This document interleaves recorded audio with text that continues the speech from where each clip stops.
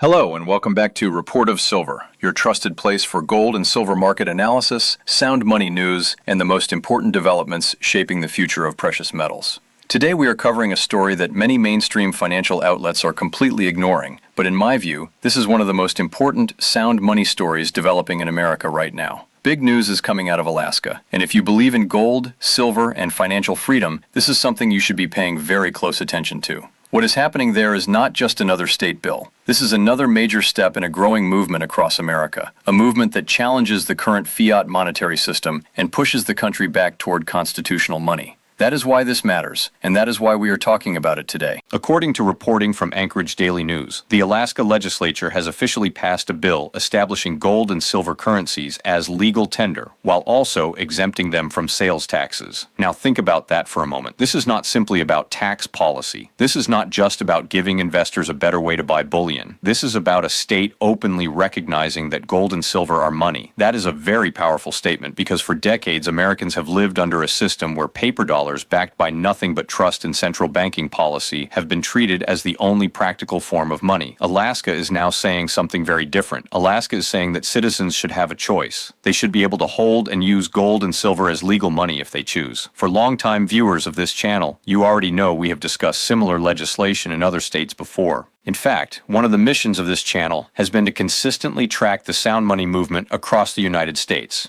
While much of the media focuses only on short-term price moves in gold and silver, we focus on the bigger picture. We focus on structural changes. We focus on laws, policy, and long-term developments that can reshape how people think about money itself. That is why this story is so important. This is not just about today's silver price or today's gold price. This is about where the country may be headed over the next decade. What makes this even more interesting is how strong the support was. The bill passed the Alaska House unanimously, which is already a very strong signal. Then it moved to the Senate, where it passed by a vote of 19-1. Those numbers matter because they show broad political support. This was not a narrow victory. This was not a partisan fight. Lawmakers from different perspectives came together and agreed that recognizing gold and silver as legal tender was the right move. That should tell you something. More lawmakers are beginning to understand what ordinary citizens have already realized. Inflation is destroying purchasing power. Savings in cash are becoming less reliable. People are searching for alternatives. The legislation specifically applies to specie-backed currencies. That means gold and silver coins and bullion that are officially stamped with their metal content. In simple terms, if it is recognized precious metal currency, it qualifies. Interestingly, the bill appears to exclude raw nuggets and some metal bars unless they meet certain standards. Personally, I think that limitation may eventually need to be revisited because bullion bars are absolutely part of the modern precious metals market. Major institutions such as the Royal Mint and Royal Canadian Mint produce highly trusted bullion products every year. Still, even with that limitation, this is a major win for sound money advocates. The sponsor of the bill, Kevin McCabe, described the purpose very clearly. He said this legislation is designed to support financial freedom and expand consumer choice. That is exactly what sound money is about. It is not about forcing anyone to use gold and silver. It is not about banning the dollar. It is about giving people another option. If someone wants to store value in physical precious metals instead of cash, they should be able to do that. If a business wants to accept gold or silver for payment, it should be allowed to do that. That is freedom. That is market choice. And that is why this movement continues to grow. What Alaska has done here is much bigger than many people realize. This is another visible sign that states are beginning to challenge the traditional monopoly of fiat currency. They are reminding the country that under the Constitution, gold and silver have always had a special role. They were never meant to disappear from the monetary conversation. And now, slowly but surely, they are returning to that conversation in a very meaningful way. This is why I call this a victory in the sound money revolution. Because step by step, state by state, momentum is building. One of the most important parts of this legislation is not just that gold and silver are being recognized as legal tender, but how the state is choosing to treat them under the tax code. This is where the bill becomes even more powerful. Under this new legislation, municipalities in Alaska will no longer be allowed to impose sales taxes on gold and silver specie. That means if someone buys recognized gold or silver currency, they will not be punished with an extra tax simply for choosing sound money. That may sound simple, but financially and philosophically, it is a major shift. For years, many sound money advocates have argued that taxing gold and silver purchases makes no sense because you are essentially taxing money itself. It would be like taxing someone for exchanging a $100 bill into smaller bills. It simply does not make logical sense, and Alaska is now formally recognizing that. Representative Kevin McCabe made that exact argument. He explained that if someone exchanges a $100 bill for two $50 bills, no one would ever imagine placing a tax on that transaction. Yet for decades, many jurisdictions have treated precious metals differently, charging sales tax when citizens purchase gold or silver. To sound money supporters, that has always looked like a penalty placed on people trying to protect their purchasing power. This Alaska bill removes that penalty, and that is why supporters are celebrating it as a real victory. It sends a message that precious metals are not just another commodity, they are money. Now there is an important distinction in the legislation that investors and collectors should understand. While the gold and silver themselves would be exempt from sales taxes, the products purchased using those metals would still be taxed normally. For example, if someone used a gold coin or a silver coin to buy a vehicle, the vehicle would still be subject to normal sales tax rules.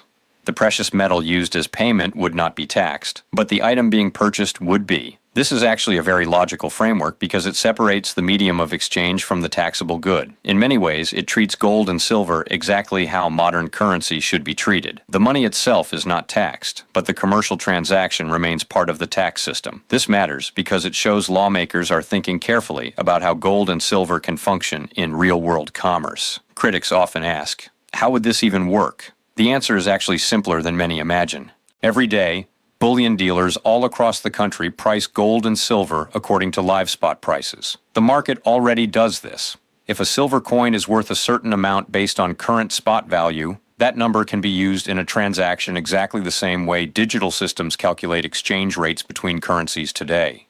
Technology makes this easier than ever. Businesses could calculate value instantly, process payments, and even return change if necessary. The mechanics already exist. What has been missing is legal recognition, and Alaska is helping to close that gap. Another interesting detail in the bill involves collectible premiums. If someone buys a rare coin that carries value beyond its metal content, that collectible premium could still be taxed. For example, if a gold coin contains 1 ounce of gold but also carries a numismatic premium because it is rare or historically important, that extra collectible value may remain taxable. Some sound money advocates may not love that part, but from a legislative perspective it makes sense because it separates monetary value from collectible value. The state is essentially saying that gold and silver as money should be treated differently than collectible luxury items. That distinction may actually make this legislation easier to defend and easier for other states to copy. What makes this story even bigger is that Alaska is not alone. More than 40 states across America have already moved to eliminate some form of sales tax on gold and silver. That trend alone shows how strong the sound money movement has become. But Alaska is taking it a step further by directly recognizing gold and silver as legal tender. That is what makes this especially important. Many states have removed taxes, but fewer have made such a clear constitutional statement. Alaska is doing both. It is reducing barriers and restoring monetary legitimacy at the same time. This is why stories like this deserve much more attention than they are getting. While mainstream financial media focuses on interest rates, stock market moves, and daily headlines, deeper structural changes like this often go unnoticed. But these are the changes that can redefine how future generations think about money. When one state acts, others often watch. Lawmakers in other states may now look at Alaska and ask whether they should follow the same path. That is how movements grow. They begin quietly, then suddenly everyone realizes something much bigger is happening. That may be exactly what we are seeing right now with sound money in America. One of the most fascinating aspects of this story is the constitutional argument behind it, because this is where the discussion moves far beyond simple tax policy and enters the much bigger debate about what money actually is. Supporters of this bill point directly to the United States Constitution, specifically Article 1, Section 10, which states that no state shall make anything but gold and silver coin a tender in payment of debts. That language has existed since the founding of the country, yet for decades it has largely been ignored in everyday financial life. The modern economy has become almost entirely dependent on paper currency and digital balances controlled through the banking system, while gold and silver were pushed aside and treated mostly as investment assets. What Alaska is doing here is forcing people to revisit that original constitutional principle. It is asking a simple but powerful question. If gold and silver were always intended to be money, why did we stop treating them that way? That is why this story is much larger than Alaska alone. This is about states beginning to reassert their constitutional authority. It is about states saying they do not have to rely entirely on the modern fiat system created and managed by the Federal Reserve. That is a major statement. For over 100 years, the Federal Reserve has been at the center of American monetary policy. It controls interest rates, influences the money supply, and shapes the value of the dollar. But many Americans have become increasingly frustrated with that system, especially after years of inflation that have steadily reduced purchasing power. Families feel it every day when they buy groceries, fill up their cars, or pay household bills. Their dollars simply do not buy what they used to. That frustration is one reason why the sound money movement has gained so much momentum. People are starting to understand something very important. Inflation is not just a number on a government report. It is a hidden tax. Every time the value of the dollar declines, savers lose purchasing power, workers lose purchasing power. Retirees lose purchasing power. The money in your savings account may look the same, but its real value keeps shrinking. Gold and silver have historically acted as protection against that process. That is why investors often call them hedges against inflation. They are not perfect in the short term because prices can be volatile, but over long periods, they have preserved purchasing power far better than fiat currencies. That is one of the core arguments behind Alaska's new legislation. Representative Kevin McCabe specifically talked about encouraging savings. That is an important phrase because modern monetary systems often discourage saving. When inflation is high, people feel pressure to spend quickly because they know their money may be worth less tomorrow. That creates unhealthy financial behavior. But gold and silver encourage a different mindset. They encourage preservation, discipline, and long-term thinking. When people hold physical metal, they tend to treat it differently than cash. They see it as stored value rather than something to spend impulsively. That psychological difference matters, and Alaska lawmakers clearly understand that. Now, critics will say that gold and silver are not practical because they are less liquid than cash or digital money. There is some truth to that. You cannot always walk into every store and spend a silver coin the same way you can swipe a debit card. But that argument is becoming weaker as technology improves. Across the country, new systems are being developed that allow people to store physical gold and silver in secure vaults while spending against that balance digitally. In simple terms, you can own the metal physically while using modern payment tools connected to it. Some private companies already offer this model, and several states have discussed creating similar systems. That means the old criticism that precious metals cannot function in modern commerce is slowly losing strength. Another important point is symbolic value. Even if only a small percentage of Alaskans begin using gold or silver directly, the symbolic impact is enormous. It sends a message to citizens that alternatives exist. It reminds people that money is not limited to paper notes printed by central banks. It reintroduces financial choice into a system that many feel has become too centralized. Sometimes legislation matters not just because of immediate usage, but because of the ideas it promotes. In this case, the idea is powerful. Individuals should have the freedom to choose sound money. That is why I believe this is a major victory in the broader sound money revolution. It is not about replacing the dollar overnight. It is not about ending the banking system tomorrow. It is about creating options and restoring forgotten principles. One state after another is beginning to challenge old assumptions, and Alaska has now joined that growing list. When enough states move in the same direction, the national conversation changes. What once seemed impossible starts to look inevitable, and that is exactly why this story matters so much. Another reason this story matters so much is because it reflects a much larger national trend that has been building quietly for years. Across the United States, more state governments are beginning to rethink their relationship with money itself. For decades, most people simply accepted the idea that the dollar was the only practical form of money and that the central banking system was permanent and unquestionable. But that mindset has started to change. Inflation shocks, rising debt levels, banking instability, and repeated economic uncertainty have caused lawmakers and citizens alike to ask harder questions. What happens if confidence in fiat currency weakens further? What alternatives exist? How can ordinary people better protect their savings? These are no longer fringe questions. They are becoming mainstream, and Alaska is now part of that conversation. What makes Alaska's move especially important is that it is not simply removing taxes, which many states have already done. It is formally recognizing gold and silver as legal tender. That is a stronger statement because it restores monetary legitimacy to precious metals. It tells businesses, consumers, and investors that these metals are not merely commodities to be traded. They are money with constitutional standing. That distinction matters because it changes how people think. When something is called an asset, people speculate on it. When something is called money, people respect it differently. They preserve it.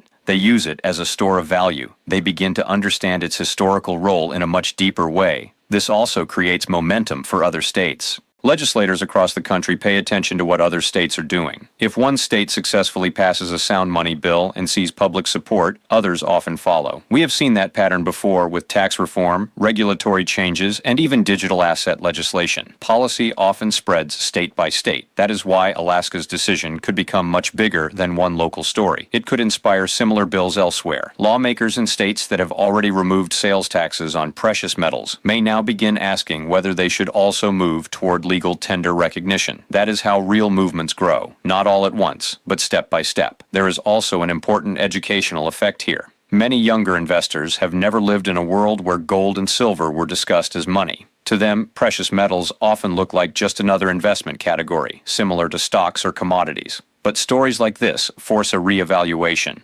They remind people that for thousands of years, civilizations across the world trusted gold and silver as stores of value and mediums of exchange. Long before modern central banks existed, these metals carried economic trust. That historical memory matters because it explains why so many people still turn to them during times of uncertainty. It is not nostalgia, it is trust built over centuries. Of course, critics will argue that these laws are mostly symbolic because very few people will actually walk into a store and spend a silver coin for groceries or use a gold coin to buy gasoline. In the short term, that may be true, but symbolism can be powerful. Symbolic laws often create practical outcomes later. Once legal recognition exists, businesses can innovate, payment systems can be built, digital gold-backed spending platforms can expand, local businesses may begin experimenting with precious metals payments. Investors may feel more confident holding physical metal, knowing their state recognizes it. What begins as symbolism can evolve into infrastructure over time. This is why I believe Alaska's move should be celebrated by anyone who supports sound money. It represents resistance to inflation. It represents greater consumer freedom. It represents respect for constitutional principles. Most importantly, it represents growing public awareness that the current monetary system is not the only option. More Americans are realizing that financial resilience means having alternatives. It means not placing all trust in a single system. Gold and silver provide that alternative, and state governments are starting to acknowledge it. That is also why I am surprised this story has not received more attention from major financial media outlets, or even some sound money platforms. This is not a minor legislative footnote. This is a clear sign that the national debate around money is evolving.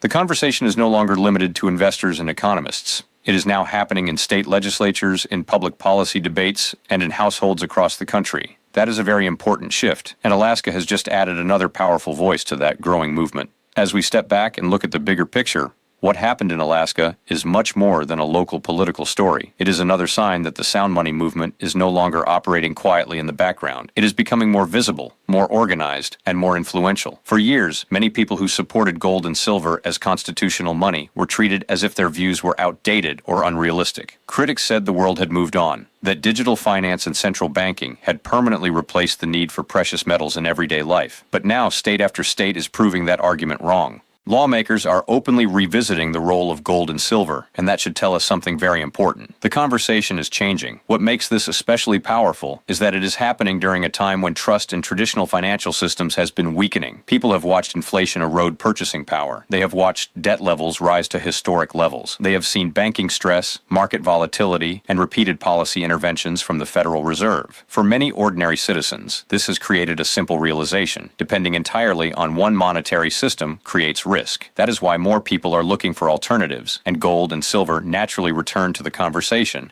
because they have always served as financial insurance. That is really what this movement is about. It is not about replacing the dollar tomorrow. It is not about shutting down the banking system or forcing everyone to transact with coins in their pockets. It is about optionality. It is about freedom. It is about giving citizens the right to choose how they store value and how they protect their wealth. Some people will continue using traditional dollars and digital payments, and that is perfectly fine. Others may want part of their savings in physical silver or gold because they trust tangible assets more than paper promises. A healthy financial system should allow both choices, and Alaska's legislation moves in that direction. There is also an important psychological shift happening here. Every time a state recognizes gold and silver as legal tender, it sends a message to the public that these metals still matter. That matters because confidence drives financial systems.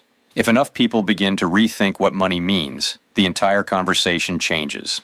Gold and silver stop being viewed only as speculative investments and start being seen once again as monetary tools. That may sound subtle, but it is a major shift in perception, and perception often drives long-term policy. I also believe this will influence investors. Many people watching these developments may feel more confident adding physical gold and silver to their portfolios.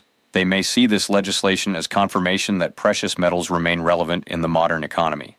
They may also recognize that governments themselves are increasingly acknowledging the strategic importance of hard assets. Around the world, central banks continue accumulating gold. States inside America are reconsidering silver and gold as legal money. These are not random events. They point toward a broader reevaluation of monetary stability. For me, that is why stories like this deserve far more attention. Daily price movements are important, and we cover those regularly here on Report of Silver. But structural stories like this often matter even more because they shape the future. Price charts tell us what happened today. Laws like this help tell us where things may be headed tomorrow. If more states continue down this path, the national discussion around money could look very different in 5 or 10 years than it does today. So my final takeaway is simple. Alaska has taken a meaningful step toward restoring sound money principles. It has defended financial freedom, respected constitutional history, and reminded Americans that alternatives to fiat currency still exist. Whether you are a gold investor, a silver stacker, or simply someone concerned about inflation and long-term financial security, this is a story worth watching closely. It may look small today, but many major movements begin quietly like this, with one state making one decision that eventually inspires many others. Let me know your thoughts. Do you believe more states will follow Alaska's lead? Do you think gold and silver should once again be treated as everyday money? I would love to hear your perspective. And as always, thank you for watching, thank you for supporting the channel, and thank you for being part of this growing conversation about sound money and the future of gold and silver.